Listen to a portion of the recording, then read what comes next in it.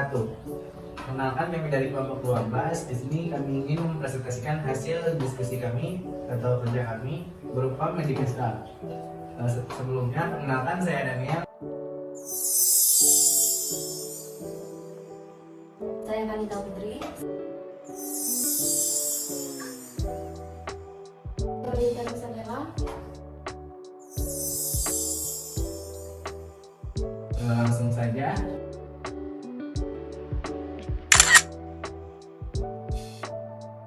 Baiklah, di sini saya akan menjelaskan tugas dan wewenang penegakan hukum. Yang pertama itu ada kepolisian. Kepolisian ini yaitu sebagai subsistem peradilan pidana diatur dalam Undang-Undang Nomor 2 Tahun 2002 tentang Kepolisian Negara Republik Indonesia. Sesuai pasal 13 Undang-Undang Nomor 2 Tahun 2002, kepolisian mempunyai tugas pokok memelihara keamanan dan ketertiban masyarakat, menegakkan hukum dan memberikan perlindungan, pengayoman dan pelayanan kepada masyarakat. Sedangkan dalam peradilan pidana, kepolisian memiliki wewenang khusus sebagai penyelidik yang secara umum diatur dalam pasal 15 dan pasal 16 Undang-Undang Nomor 2 Tahun 2002 dan dalam KUHP diatur dalam pasal 5 sampai pasal 7 KUHP. Yang kedua itu ada kejaksaan.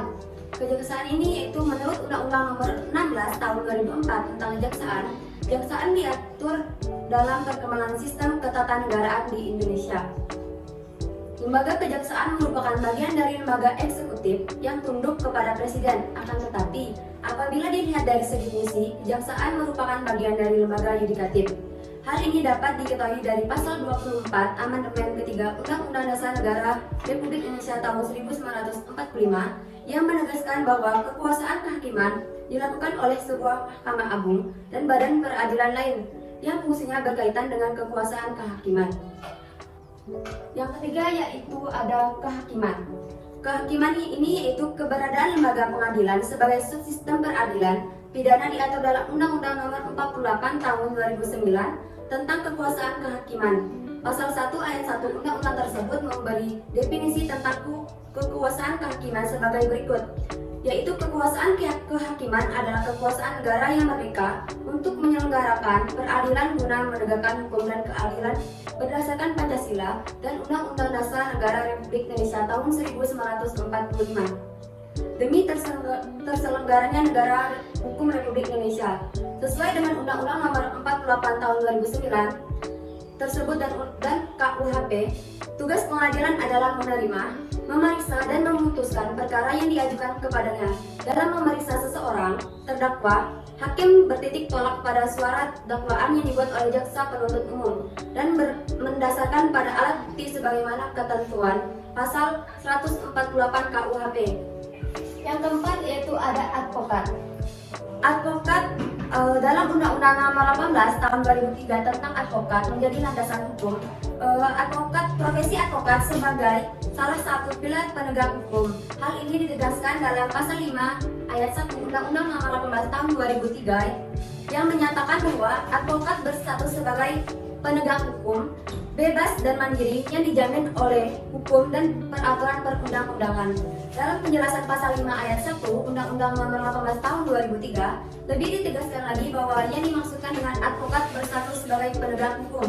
Advokat salah satu perangkat dalam proses peradilan yang mempunyai kedudukan setara dengan penegakan hukum lainnya dalam menegakkan hukum dan keadilan.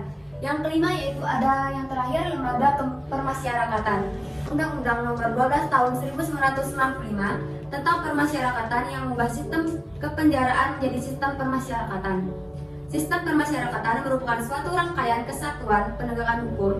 Oleh karena itu, pelaksanaannya tidak dapat dipisahkan oleh pengembangan konsep umum mengenai pemidanaan.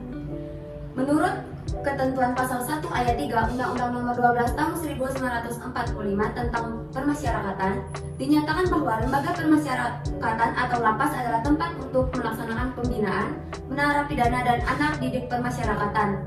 Lembaga permasyarakatan yang mengurusi perihal kehidupan narapidana selama menjalani masa pidana. Yang dimaksudkan dalam hal ini adalah pidana penjara.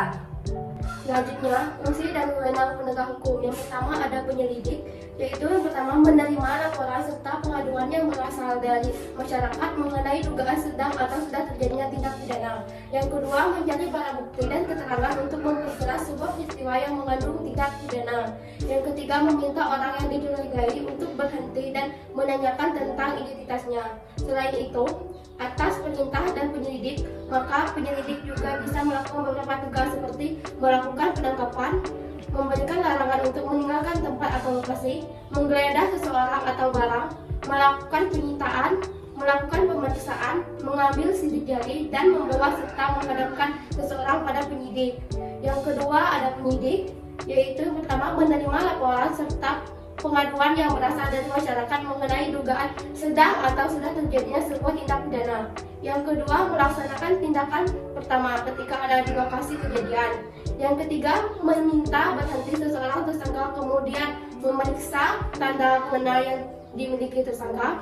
Yang keempat, menangkap seseorang atas dasar alat bukti awal diduga sudah melakukan kejahatan atau tidak pidana, atau melakukan penangkapan pada orang yang tertangkap tangan sudah melakukan tindak pidana. Yang ketiga, ada jaksa penuntut hukum. Yang pertama, menuntut atau membuktikan dakwah pada terdakwa serta melakukan penetapan hakim serta putusan. Yang kedua, menerima pemberitahuan dimulainya penyidikan yang dilakukan penyidik. Yang ketiga, menerima serta memeriksa berkas perkara penyidik dari penyidik atau dari penyidik pembantu. Yang keempat, melakukan para penuntutan jika ada kekurangan penyidik, namun dengan memperhatikan ketentuan pasal 110 ayat 3 serta ayat 4 Undang-Undang Nomor 8 Tahun 1981 tentang Hukum Acara Pidana atau KUHP, dengan cara memberikan petunjuk untuk menyempurnakan penyidikan yang dilakukan penyidik. Yang keempat ada hakim. Hakim terdiri dari beberapa jenis, yaitu hakim di Mahkamah Agung serta hakim di Badan Peradilan. Sedangkan yang ada di bawahnya adalah lingkungan peradilan agama, lingkungan peradilan umum, lingkungan peradilan militer, lingkungan peradilan tata usaha negara, serta hakim di pengadilan khusus yang ada di lingkungan peradilan tersebut. Untuk itu, hakim akan menjalankan tugas di sebuah pengadilan. Dengan begitu, tugas dan pengadilan adalah memeriksa, mengadili, serta memutuskan sebuah perkara yang diajukan ke pengadilan. Dari pasal 1 angka 8 Undang-Undang 08 Tahun 1981 tentang Hukum Acara Pidana atau KUHP menjelaskan jika hakim merupakan pejabat peradilan negara yang memiliki wewenang dari undang-undang agar bisa mengadili. Lanjut, yang kelima ada petugasan pembinaan narapidana atau lembaga pemasyarakatan atau BAPAS. Lembaga pemasyarakatan merupakan sebuah lembaga yang ada di bawah Kementerian Hukum serta HAM dengan tugas untuk melakukan pembinaan narapidana. Narapidana sendiri adalah narapidana yang sedang menjalani pidana hilang kemerdekaan atau pemenjaraan di lapas, serta terpidana yakni seseorang yang dipidana atas putusan pengadilan yang sudah mendapatkan keputusan hukum tetap. Lembaga pemasyarakatan harus melaksanakan pembinaan pemasyarakatan dengan memberikan pengayoman, pendidikan, persamaan perlakuan serta pelayanan, penghormatan harkat serta martabat manusia terhadap narapidana. Selanjutnya, tantangan dalam menegakkan hukum. Yang pertama itu ada undang-undang. Undang-undang seharusnya menjalankan fungsi sebagai dasar penegakan hukum di Indonesia. Justru menjadi salah satu hal yang menimbulkan tantangan dalam implementasi penegakan hukum. Hal ini disebabkan oleh fakta yang menunjukkan adanya undang-undang yang menggunakan kata-kata multi-interpretasi atau multitafsir. Sebagai contoh adalah Undang-Undang Nomor 9 Tahun 1960 Pasal 8 Ayat 1 yang menyatakan bahwa pemerintahan akan membantu pengobatan dan perawatan untuk warga negara yang sedang sakit supaya warga negara tersebut menanggung biaya pengobatan dari perawatan seringan-ringannya. Kedua, aparat penegak hukum. Ada begitu banyak aparat penegak hukum yang terlibat dan harus bersedia bekerja sama untuk menegakkan hukum. Para aparat tersebut diantaranya adalah hakim, polisi, jaksa, dan para sipir. Masing-masing tentu saja memiliki fungsi dan tugasnya masing-masing seperti yang sudah disebutkan.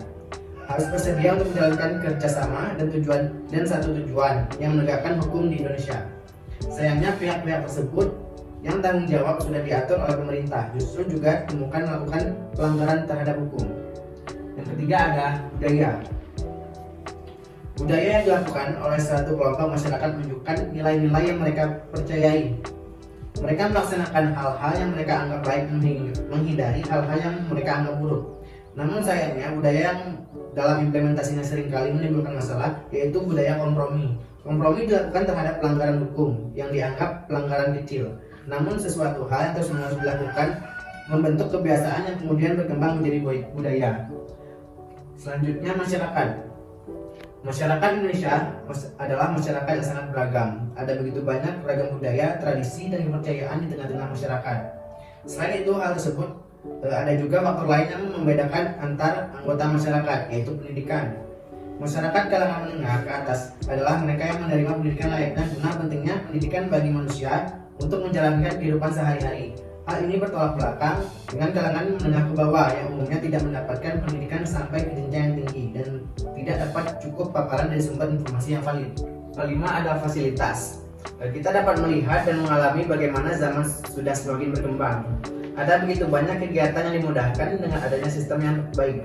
Sistem dalam hal ini tentu saja sistem yang sudah termodernisasi dan memanfaatkan internet. Sayangnya dalam hal penegakan hukum sampai saat ini belum tersedia sarana yang mengandalkan teknologi terkini. Padahal dengan adanya sarana tersebut, pelaksanaan penegakan hukum akan sangat terbantu. Yang terakhir ada stagnansi. World Justice Project atau WJP tahun 2019 menunjukkan nilai penegakan Indonesia tidak berubah sejak tahun 2004. Dari skala 0 sampai 1, Indonesia konsisten di angka 0,52. 3 hal yang harus diperbaiki dan dikembangkan dalam keadilan sosial, ketertiban dan keamanan, serta keterbukaan pemerintah. Stagnansi ini adalah salah satu bukti kondisi penegakan hukum di Indonesia dan harus menjadi motivasi untuk perbaikan di bidang tersebut. Selanjutnya, contoh tatanan penegakan hukum yang ada di Bangka Belitung. Di sini kami mengambil beberapa konflik etnik di Provinsi Kepulauan Bangka Belitung. Walaupun dampak negatif tidak terlalu besar imbasnya terhadap kehidupan bermasyarakat, namun harus diantisipasi sedini mungkin seiring pertumbuhan pembangunan dan mulai mengalirnya para pendatang dari berbagai suku etnik yang ada di tanah air dengan berbagai kepentingan. Gesekan akan muncul tanpa diduga bila mana lemahnya rasa toleransi dan pola hidup damai. Beberapa hasil observasi dan fakta yang terjadi dalam beberapa dekade konflik etnik. Yang pertama ada pertikaian etnik Madura dan Flores di Kecamatan Payung, Kabupaten Bangka Selatan. 2. Konflik di Dusun Air Sampik, Desa Air Gegas, Kabupaten Bangka Selatan antara etnik Melayu lokal dengan etnik Jawa. 3. Konflik etnik Selapan dengan etnik lokal Koba di Koba, Kabupaten Bangka Tengah. 4. Konflik etnik Selapan dengan etnik lokal Penagan, Kecamatan Mendo Barat, Kabupaten Bangka. 5. Konflik etnik Bugis dan Sumsel di Tobali, Kabupaten Bangka Selatan. Untuk solusinya, konflik antar etnik di Indonesia harus segera diselesaikan dan harus sudah ada solusi konkretnya. Bagaimana cara menyelesaikan konflik antar etnis yang ada di sebuah negara di mana mediasi harus dilaksanakan pihak pemerintah melalui institusi yang berwenang dari daerah sampai pusat. Memberikan pola mediasi cara penyelesaian konflik melalui pihak ketiga juga yang disebut sebagai mediator maupun bentuk lainnya seperti rekonsiliasi. Proses penyelesaian konflik dengan transformasi sebelum konflik itu terjadi, di mana masyarakat pada saat itu hidup dengan damai. Adapun cara lain dalam menyelesaikan konflik yang ada. Pertama, konflik itu harus dimanajemen menurut rekonsiliasi. 2. Merubah sistem semahaman agama. 3. Mengurangi penampilan berhura-hura dalam berkehidupan beragama. 5. Redam nafsu distingsi untuk menghindari konflik etnis. Cukup sekian hasil pemaparan materi dari kelompok kami. Bila ada kekurangan kami mohon maaf. Kepada Allah kami mohon ampun. Kami akhiri wabillahi taufiq wal hidayah. Wassalamualaikum warahmatullahi wabarakatuh.